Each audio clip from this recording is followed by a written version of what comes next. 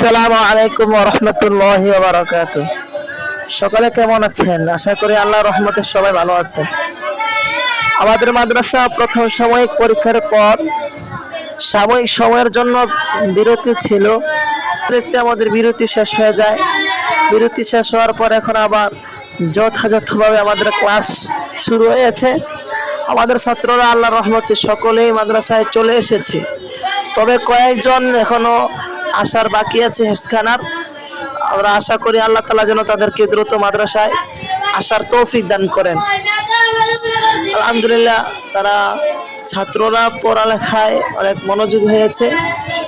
আশা করিনি যে তারা বাড়িতে মাঝখানে একটা সময় বাড়িতে থাকার পর মাদ্রাসায় এসে পড়ালেখাতে মনোযোগ হবে, তা কল্পনাও করিনি। কিন্তু আল্লাহ তাআলার অশেষ মেহেরবানিতে আমি দেখতে পাচ্ছি আমার ছাত্ররা পড়ালেখায় খুবই মনোযোগ, তারা মনোযোগ সহকারে পড়তেছে।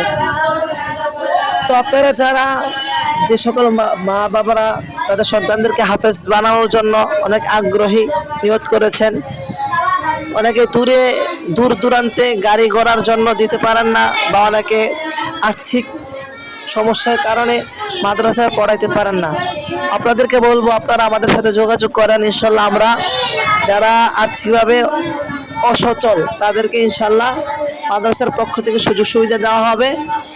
যারা দূর দূরান্তে দিতে চান না তারা চাইলে চান্দিনের আশেপাশে যারা আছেন আমাদের মাদ্রাসা দিতে পারেন।